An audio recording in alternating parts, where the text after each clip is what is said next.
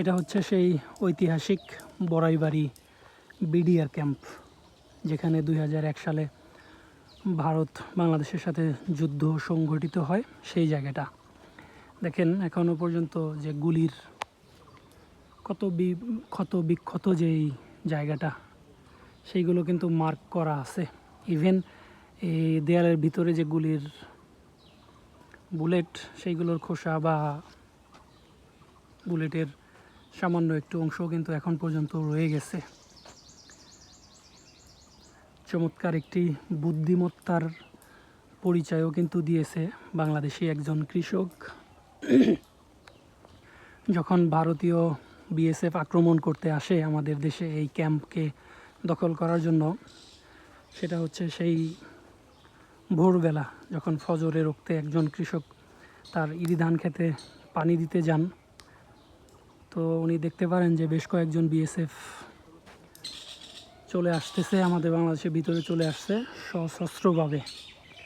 ওনাকে এসে যখন জিজ্ঞেস করা হয় যে ক্যাম্পটা কোথায়, উনি নিজে ইচ্ছা করে অন্য একজনের হাফ বিল্ডিং বাড়ি ছিল, চেয়ারম্যান বা মেম্বার সামথিং লাইক দ্যাট, ওনার বাড়িটি দেখিয়ে দেন। তখন বিএসএফ সদস্যরা ওই বাড়িটিতে আক্রমণ করতে যায়।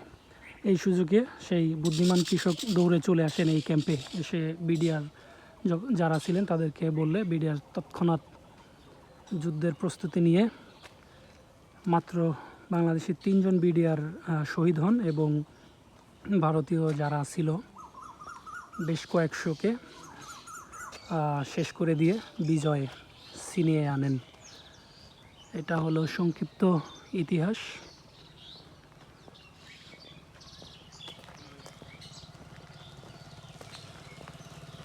শুধু যে সাইডে তা নয়, দেখেন সম্মুখেও কিন্তু প্রচুর গুলির চিহ্ন রয়ে গেছে। ওই দেখেন,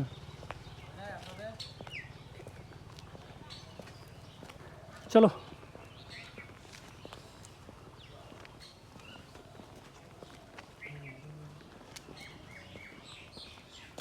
আর এটা হচ্ছে স্মৃতিস্তম্ভ, যে 3 জন শহীদ হন সেই যুদ্ধে, তাদের ঠিকানা।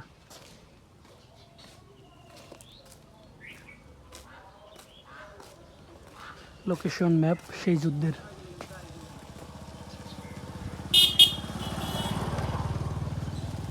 এইদিকে হচ্ছে ভারতীয় সীমান্ত, এই দিক থেকে আসলে তারা চলে আসছিল।